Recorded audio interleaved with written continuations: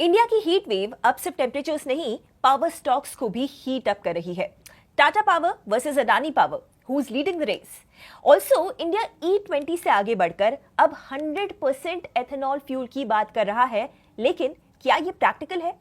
और EV vehicles को पीछे छोड़ते हुए इंडिया में हाइब्रिड कार्स क्वाइटली मार्केट को कैप्चर करती जा रही हैं, बट कैसे? और वीडियो के एंड में होगी ट्रेंडिंग न्यूज। इंडिया के बैंक्स अब एक नए एआई रिस्क को लेकर अलर्ट हो गए हैं। सवाल यह है कि अगर एआई मॉडल्स ज्यादा पावरफुल होते गए तो क्या फाइनेंशियल सिस्टम के लिए भी नए डेंजर्स खड़े हो सकते हैं? हाय एवरीवन, मैं हूं Gauri. Welcome back to markets today, where we decode the market relevant stories. चलिए स्टार्ट करते हैं।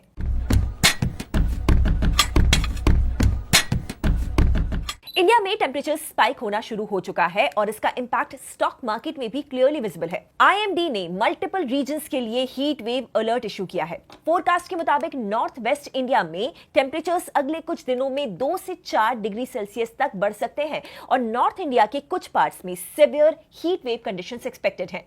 अब ये वेदर अपडेट सिर्फ क्लाइमेट न्यूज नहीं है, ये पावर डिमांड को भी सिग्नल करती है, क्योंकि जैसे ही टेम्परेचर्स राइज करते हैं कूलिंग डिमांड भी बढ़ जाती है, जैसे कि ACs, coolers, industrial cooling systems सब इलेक्ट्रिसिटी कंजम्पशन को पुश करते हैं और ये ऑलरेडी दिखाई भी दे रहा है। नाउ रीसेंट रिपोर्ट्स के according average daily energy demand last week ही 10% ईयर ऑन ईयर बढ़ गई है और ध्यान रहे पीक समर अभी आना बाकी है, यानी डिमांड प्रेशर और बिल्ड हो सकता है।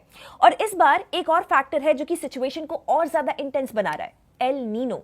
2026 को एल नीनो ईयर माना जा रहा है। एल नीनो एक क्लाइमेट पैटर्न है जो कि टिपिकली अबव नॉर्मल टेम्परेचर्स लाता है और हिस्टोरिकल डेटा ये दिखाता है कि एल नीनो ईयर्स में पावर डिमांड अग्रेसिवली स्पाइक होती है और अभी भी वही सेटअप बन रहा है। इंडिया की पीक पावर डिमांड 18 अप्रैल को 239 गीगावाट्स तक पहुंच चुकी है, जो लास्ट ईयर के अप्रैल लेवल से हायर है और गवर्नमेंट एक्सपेक्ट कर रही है कि इस समर में ये 271 गीगावाट तक जा सकती है, यानी इलेक्ट्रिसिटी डिमांड रिकॉर्ड लेवल्स के आसपास जा सकती है और इसी डिमांड स्पाइक का डायरेक्ट बेनिफिट पावर कंपनीज को मिल रहा है। इसी वजह से पावर स्टॉक्स में मोमेंटम बिल्ड हो रहा है।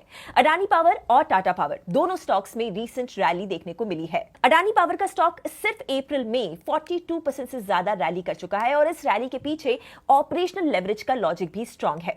कंपनी के पास 18,150 मेगावाट इंस्टॉल्ड कैपेसिटी है। FY26 के पहले 9 महीनों में कंपनी ने 71.8 बिलियन यूनिट्स इलेक्ट्रिसिटी सेल की और 15,713 करोड़ रुपीस एबिटा जनरेट किया। सबसे इंपॉर्टेंट बात, अडानी पावर का एक्सपोजर कोल बेस्ड जनरेशन में स्ट्रांग है, यानी कि शॉर्ट टर्म डिमांड स्पाइक का डायरेक्ट ऑपरेशनल बेनिफिट इसको मिलता है। सिंपली हीट वेव जितनी ज्यादा इंटेंस होगी, अडानी पावर के अर्निंग्स आउटलुक को उतना सपोर्ट मिलेगा। टाटा पावर का स्टॉक कंपैरेटिवली स्टेबल पेस से मूव हो रहा है। अप्रैल मंथ में ये 14% अप है, लेकिन टाटा पावर की स्टोरी स्लाइटली डिफरेंट है। कंपनी के पास 16,310 मेगावाट ऑपरेशनल कैपेसिटी है, लेकिन ये सिर्फ थर्मल पावर पर बेस्ड नहीं है।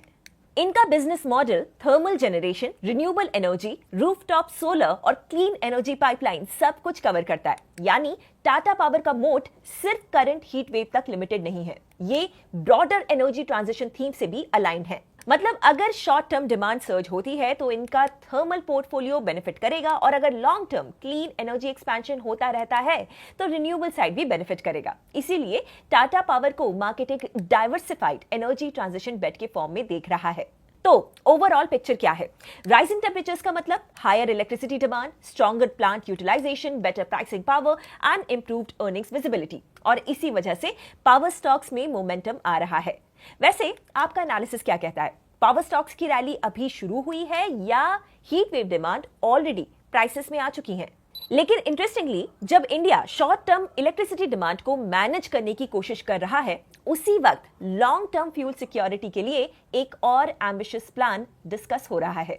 इंडिया अभी E20 फ्यूल ब्लेंडिंग फेज में है, यानी 80% पेट्रोल और 20% एथेनॉल ब्लेंड आपको अभी मिल रहा है। बट अब road transport and highways minister Nitin Gadkari ने इंडिया को नियर टर्म फ्यूचर में 100% एथेनॉल फ्यूल अडॉप्शन की डायरेक्शन में मूव करने के लिए अर्ज किया है। इसके बाद सबसे लॉजिकल सवाल यह है कि 100% एथेनॉल का मतलब क्या है? क्या गाड़ियां सिर्फ एथेनॉल पर चलेंगी? Answer is no. एथेनॉल 100 एक हाई ऑक्टेन रिन्यूएबल फ्यूल है जिसमें टिपिकली 93 से 95% एथेनॉल विद 5% पेट्रोल या को सॉल्वेंट्स होता है। ब्रॉडली ये आइडिया अट्रैक्टिव लगता है। पेट्रोल की जगह पर डोमेस्टिकली प्रोड्यूस्ड एथेनॉल यूज होगा तो क्रूड ऑयल इंपोर्ट्स कम होंगे और इंडिया की एनर्जी इंडिपेंडेंस बढ़ेगी। और इंडिया के लिए स्पेसिफिकली ये ऑब्जेक्टिव बहुत ही ज्यादा इंपॉर्टेंट है क्योंकि इंडिया अपनी क्रूड ऑयल रिक्वायरमेंट का ओवर 80% इंपोर्ट करता है और इस इंपोर्ट डिपेंडेंसी पर हर साल लगभग 22 लाख करोड़ रुपए स्पेंड होते हैं। यानी इंडिया का एनर्जी बिल मैसिव है। डोमेस्टिक प्रोडक्शन का पेस भी डिसअपॉइंटिंग है। इनफैक्ट FY26 लगातार ऐसा 11वां साल रहा जब इंडिया का क्रूड ऑयल प्रोडक्शन गिरा है। नेचुरल गैस आउटपुट भी स्ट्रेट 2 सालों से ड्रॉप हो रहा है बिकॉज एग्जिस्टिंग फील्ड्स डिप्लीट हो रहे हैं और कोई नई मेजर डिस्कवरीज नहीं हो रही हैं। और जब वेस्ट एशिया जैसे रीजन्स में जियोपॉलिटिकल टेंशंस बढ़ते हैं तो फ्यूल प्राइसेस और सप्लाई दोनों वल्नरेबल हो जाते हैं। इसी कॉन्टेक्स्ट में एथेनॉल एक स्ट्रेटेजिक बफर बन सकता है, यानी इंपोर्टेड क्रूड के अगेंस्ट डोमेस्टिक फ्यूल ऑप्शन। और इसका एक एग्रीकल्चर एंगल भी है। एथेनॉल प्रोडक्शन के थ्रू फार्मर्स को एडिशनल डिमांड मिलती है, उनको रेवेन्यू मिलता है।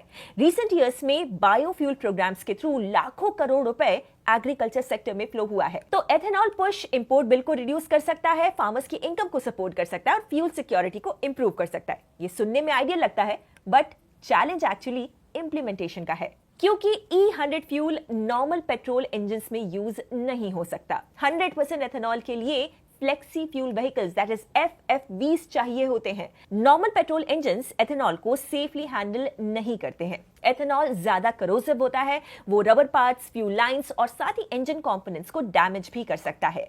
यानी E100 लाने से पहले पूरे के पूरे व्हीकल इकोसिस्टम को रीडिजाइन करना पड़ेगा। और सिर्फ व्हीकल्स ही चैलेंज नहीं है, फ्यूल एफिशिएंसी भी यहाँ पर इशू है। एथेनॉल की एनर्जी डेंसिटी पेट्रोल से 30 से 33% कम होती है, मतलब कि सेम क्वांटिटी में फ्यूल कम माइलेज देता है। यानी अगर एथेनॉल सिग्निफिकेंटली चीपर नहीं हुआ तो कंज्यूमर्स के लिए इकोनॉमिक्स वीक हो सकती है।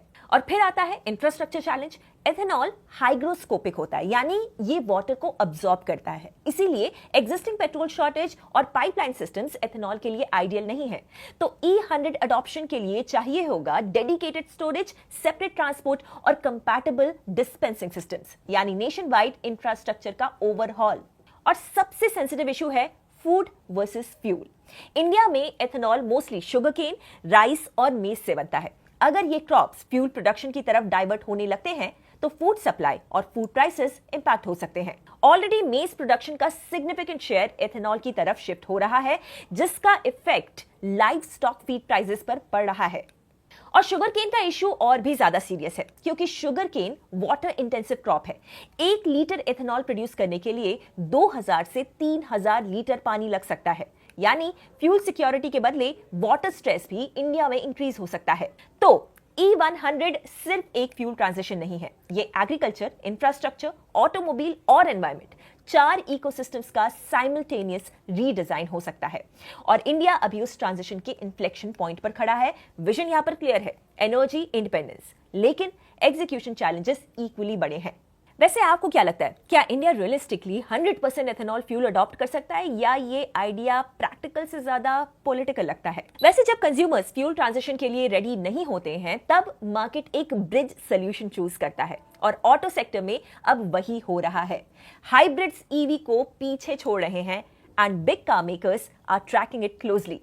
ग्लोबल लेवल पर ईवी बूम चल रहा है, लेकिन इंडिया में पिक्चर कंप्लीटली डिफरेंट है।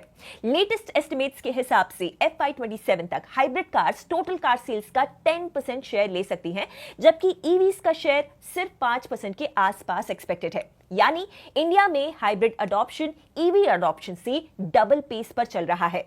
और रीसेंट सेल्स नंबर्स भी यही ट्रेंड दिखाते हैं। पिछले कुछ सालों में हाइब्रिड कार सेल्स 4 टाइम्स बढ़ चुकी हैं।